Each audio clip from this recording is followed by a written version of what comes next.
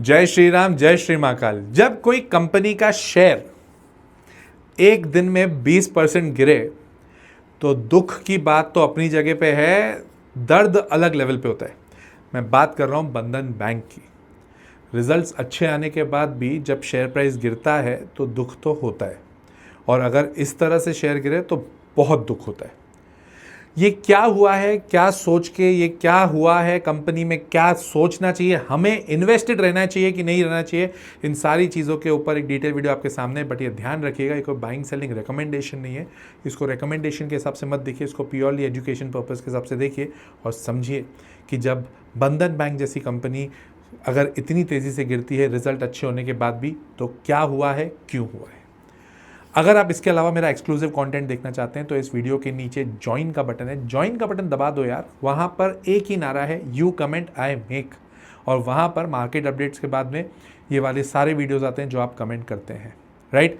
सो आ जाते हैं बंधन बैंक के रिजल्ट्स पे। रिजल्ट्स पहले हम नंबर्स के ऊपर बात करते हैं, क्योंकि नंबर्स के ऊपर बात करना पहले मेरे हिसाब से ज़्यादा ज़रूरी है। सबसे पहली चीज़, जून 24 क्वार्टर 25 क्वार्टर को जून 26 क्वार्टर से हम कंपेयर करते हैं जो अभी रिजल्ट आया। रेवेन्यू 5,476 करोड़ से बढ़कर 5,631 करोड़ हुआ। That is a good point, 5% से रेवेन्यू बढ़ा है। फाइनेंशियल प्रॉफिट जो इन्होंने शो किया है, पहले -204 करोड़ था जो बढ़कर 72 करोड़ प्रॉफिट में आया है। This was actually a game changer for the company, it was actually a very positive point. पहले ये -4% के लॉस में काम कर रहे थे, अब ये 1% के प्रॉफिट में, लॉस बना रही कंपनी प्रॉफिट में आ गई, उसके बाद भी शेयर गिरा है। प्रॉफिट आफ्टर टैक्स देखते हैं, 372 करोड़ से बढ़कर 502 करोड़ हुआ। That's again a good number, no doubt. In fact gross NPA का मतलब होता है, जो ये लोग बैंक्स का बेसिकली काम होता है ब्याज पे पैसा लेना, ब्याज पे पैसे देना। अब ब्याज पे इन्होंने पैसा तो ले लिया, इनको ब्याज तो देना पड़ेगा, पैसा भी देना पड़ेगा। बट जिन्हें इन्होंने ब्याज पे पैसा दिया है वहाँ से अगर पैसा न आए तो वो उनके लिए परफॉर्म नहीं करते हैं असेट, उनको बोलते हैं non performing asset. That means ये अभी तक डूबत खाते नहीं है, बट ये अभी पैसे नहीं दे रहे हैं, इनसे रिकवरी करना बाकी है। ये आराम आराम से पैसा दे रहे हैं, ये एकदम से पैसा नहीं दे रहे हैं।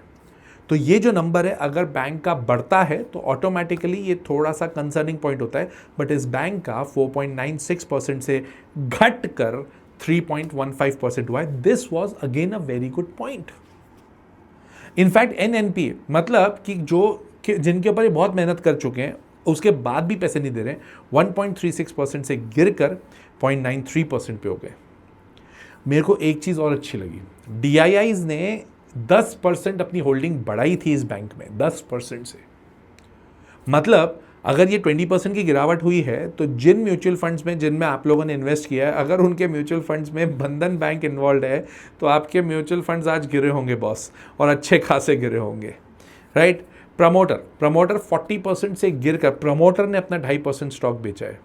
इनफैक्ट एफआईआई तो सब जगह बेच ही रहे हैं, 23% से 18% हो गए। पब्लिक का भी 18% से 16% हुआ है।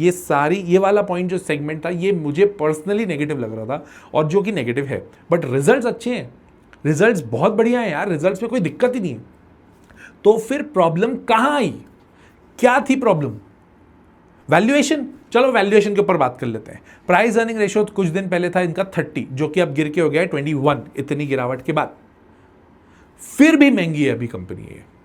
एवरेज अगर आप देखोगे बैंकिंग स्टॉक्स का तो वो है 14.68 का, और जबकि इनका है 21 का। मतलब इतनी गिरावट होने के बाद भी ये कंपनी का शेयर अभी भी ओवर वैल्यूड लग रहा है।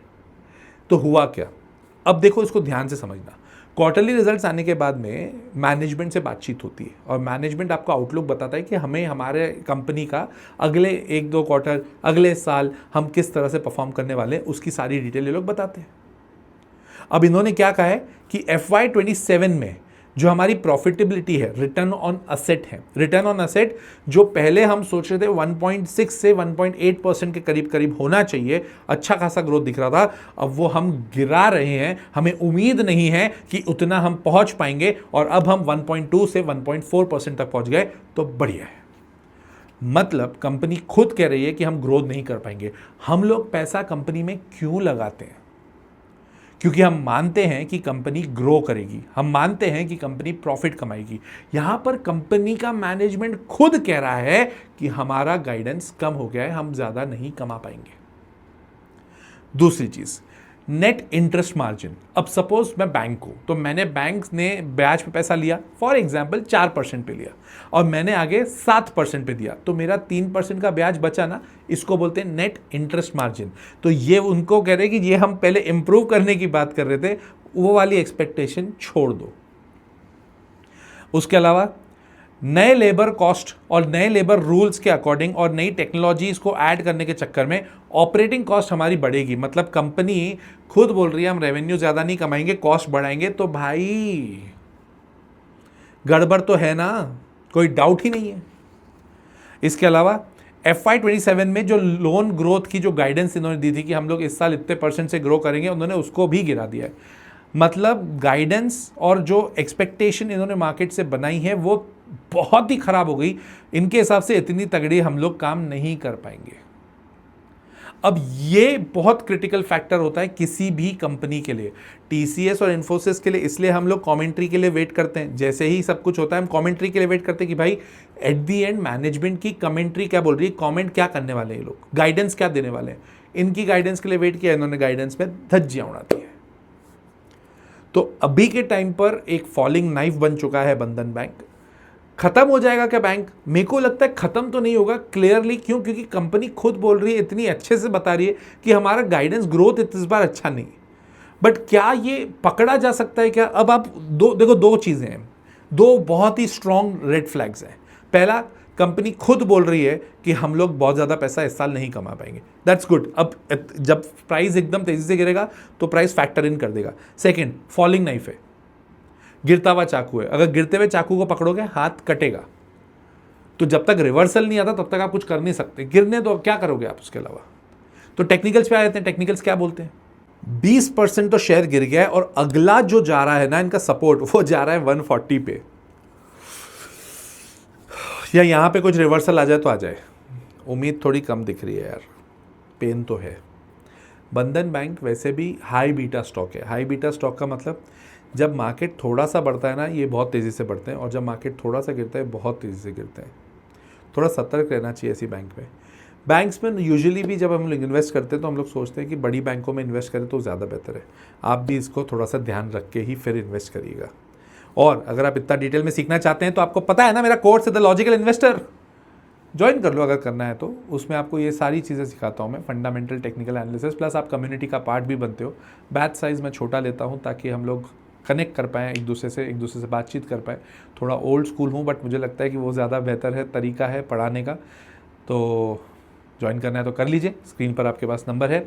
और कमेंट करके बताइए ये वीडियो आपको कैसा लगा और कौन सी कंपनी पे डिटेल वीडियो चाहिए, मैं ज़रूर बनाऊंगा जैसे भी बना रहा हूँ। टिल देन, जय श्री राम, जय श्री महाकाल।